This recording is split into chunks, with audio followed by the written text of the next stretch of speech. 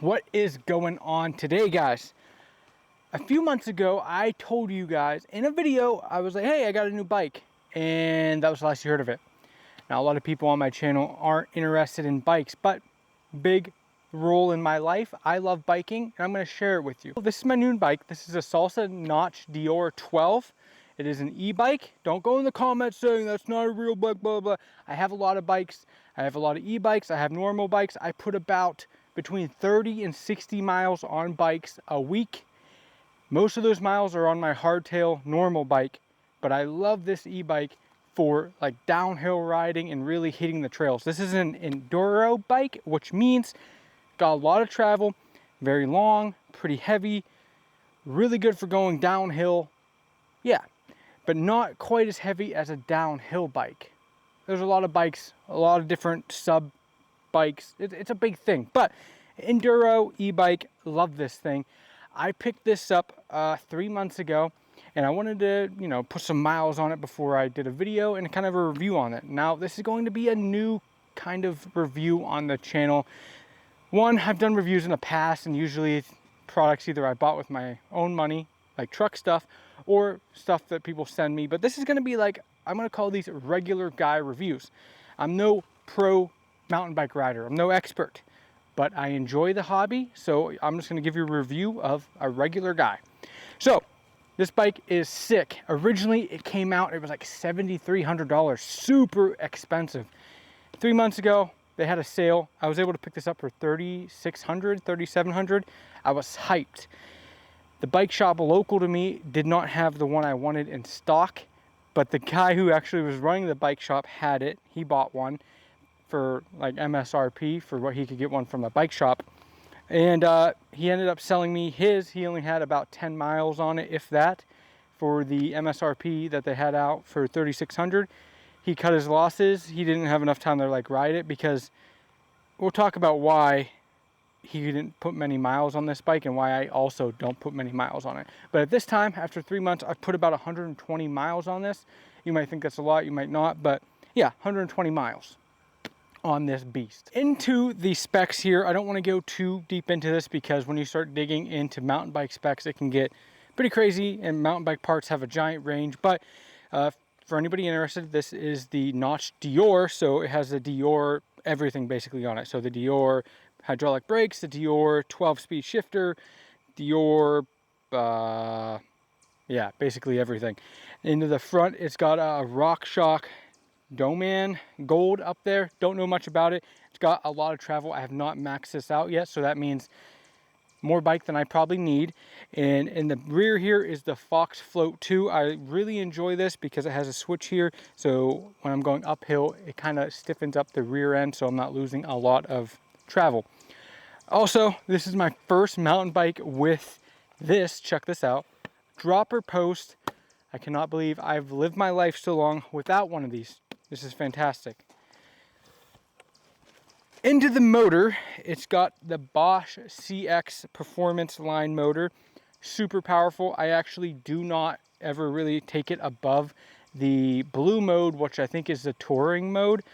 If you don't believe me, I will go ahead and post up my app, because this connects to my phone, so you can see how many miles I've put in each mode, and I'm not lying.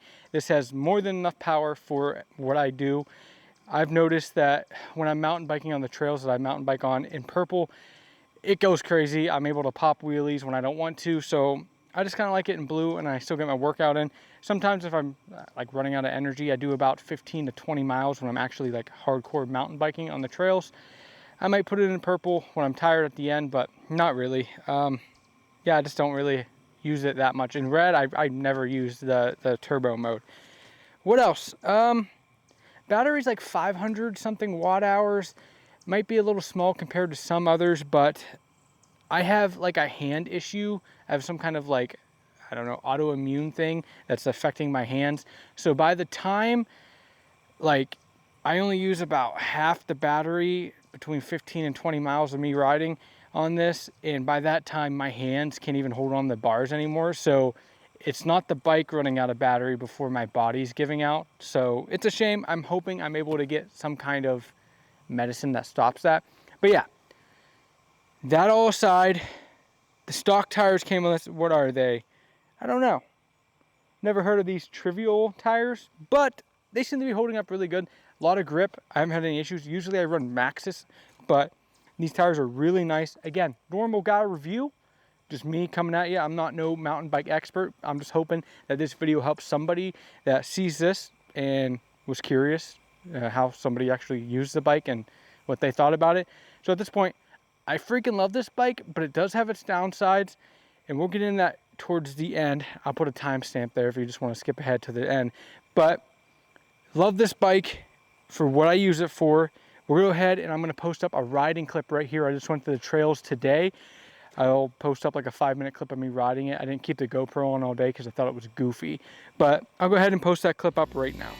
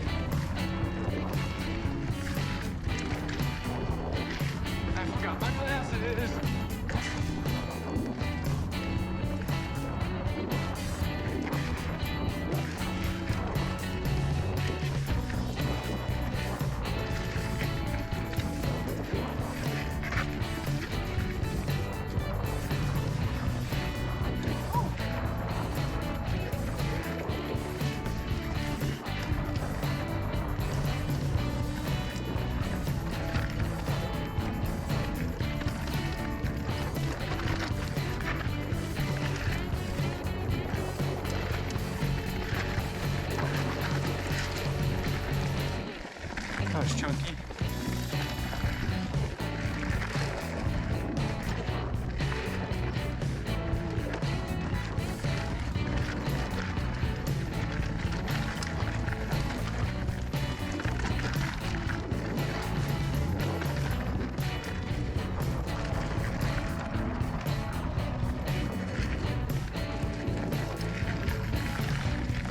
I also forgot my gloves today.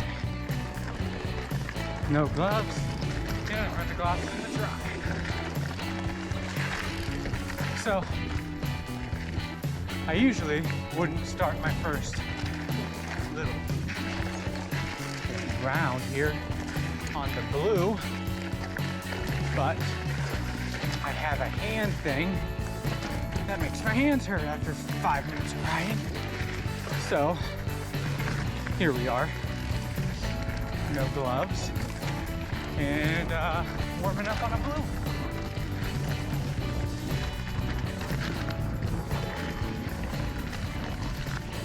So the only thing after 120 miles on this bike here that I've noticed is sometimes the front end makes a goofy clinking noise. I don't know what it is.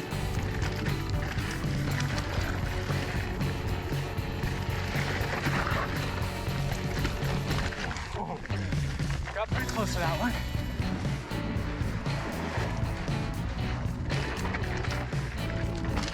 Oh. Chunky, chunky, chunky.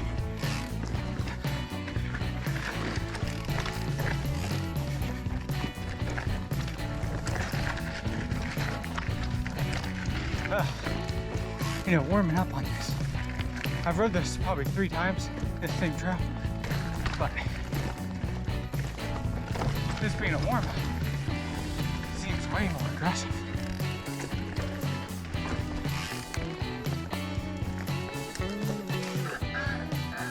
Yeah. Like your shirt. Thanks.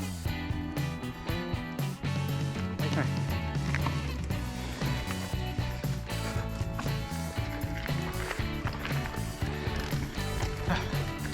I always feel awkward when I have the GoPro on.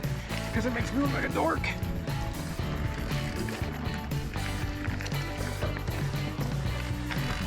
So, yeah, those guys are on normal bikes, which, no shame in that. I've been here many times actually on a hardtail, but one lap and I'm done. I can go 5 hours basically on this bike. Way more fun.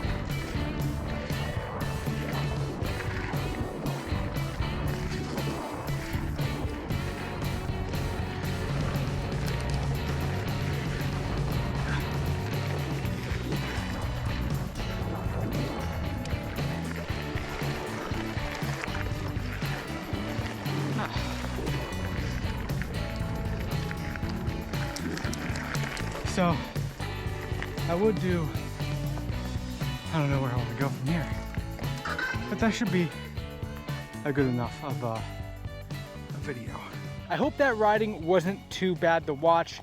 I did about 15 miles today. I took the GoPro off and I only did like 5 minutes because it's goofy riding with that, but hopefully it didn't look too bad and hopefully it gave you a good view of how the bike performs out on the trail with my mediocre riding skills.